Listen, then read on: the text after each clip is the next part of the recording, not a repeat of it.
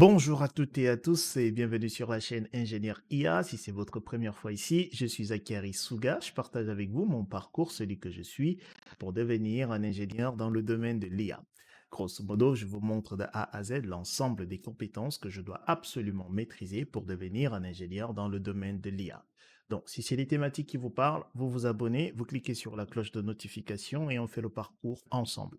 Dans cette vidéo, nous allons pratiquer le left join et le right join. Alors, pour cela, vous avez reçu cet email-là. Donc, comme d'habitude, on va lire « Bonjour, objet, demande des listes des clients et vérification des adresses sans client associé. Bonjour, pourrait-on me fournir la liste complète de nos clients accompagnée de leur adresse respective?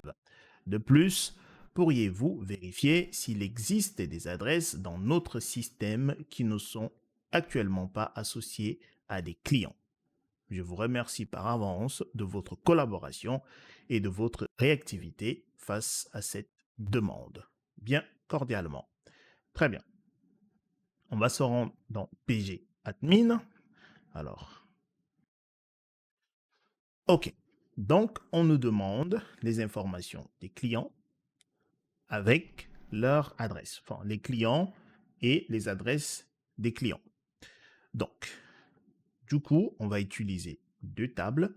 La table Customer pour client et la table adresse.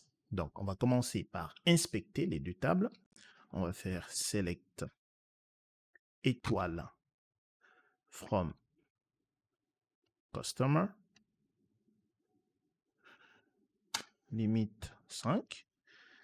Et par la suite, on va inspecter la table adresse, Select étoile from adresse, limite 5. OK?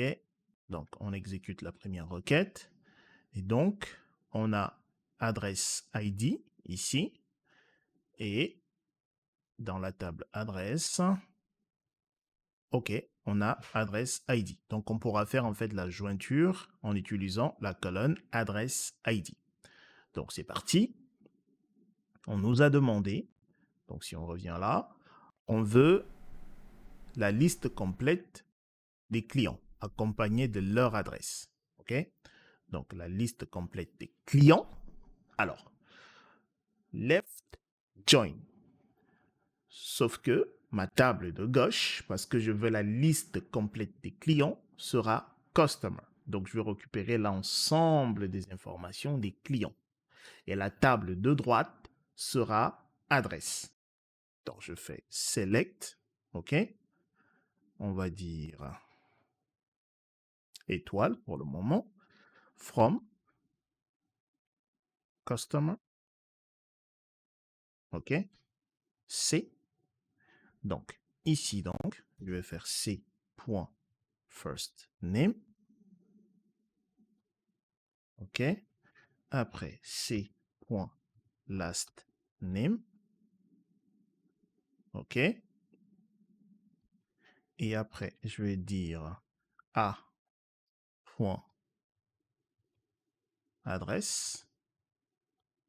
OK? Donc, ici, je vais faire left join. OK? La table adresse, c'est 2D. OK? Que je vais appeler A. Donc, customer, c'est la table de gauche. Adresse, c'est la table de droite. OK? Et du coup, on sait que on, c'est C.adresse ID. OK? Égale à A.adresse ID. 2D. OK? Du coup, si ici, j'exécute, voilà le résultat. OK? Du coup, là, j'ai la liste de tous les clients avec leur adresse. OK? Très bien. Du coup, on nous a demandé également de vérifier s'il existe des adresses dans notre système qui ne sont actuellement pas associées à des clients. OK? Donc, ici, si je fais where, OK, a.adresse ID is nul, OK, et j'exécute, j'ai rien, ce qui est normal. OK? Pourquoi? Parce que ma table de gauche, c'est un left join là, donc j'ai récupéré l'ensemble des informations de ma table de gauche que j'associe uniquement avec les informations correspondantes avec la table de droite. OK? Maintenant, pour répondre à cette question de vérifier s'il existe des adresses dans notre système qui ne sont actuellement pas associées à des clients, en fait, on va faire un right join. Dans ce cadre-là, on va voir ces cas-là. OK? Donc, je reviens ici, je réexplique pourquoi. Ici, je viens de faire un left join. Et je vous ai dit que le nom de la table après le from, c'est la table de gauche. Et le nom de la table après notre left join, c'est la table de droite. Avec left join, je suis en train de dire récupère l'ensemble des informations de la table de gauche, donc customer, OK? Et je vais faire une jointure avec la table de droite sur cette colonne-là, adresse ID. D'accord? Donc, il va aller chercher uniquement les correspondances dans la table de droite. OK? Forcément, si je fais ici a.adresse is nul, bah, il n'a rien. OK? Pareil, si je fais la colonne C ici, j'exécute, vous voyez, rien. D'accord? Mais pour répondre à la question, qui est de savoir, de vérifier, d'accord, s'il existe des adresses de notre système qui ne sont actuellement pas associées à des clients, on va utiliser le right join, d'accord? Donc ici, ici, je fais ceci, cette fois-ci, right join, ok? Ceci est toujours ma table de gauche, customer. Adresse est toujours ma table de droite, ok?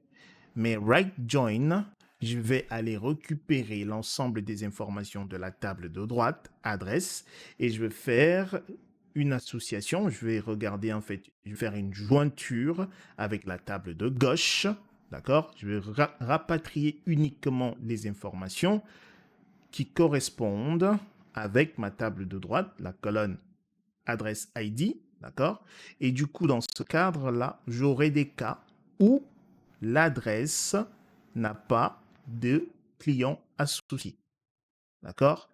Du coup, si j'exécute, là, vous voyez, c'est ça.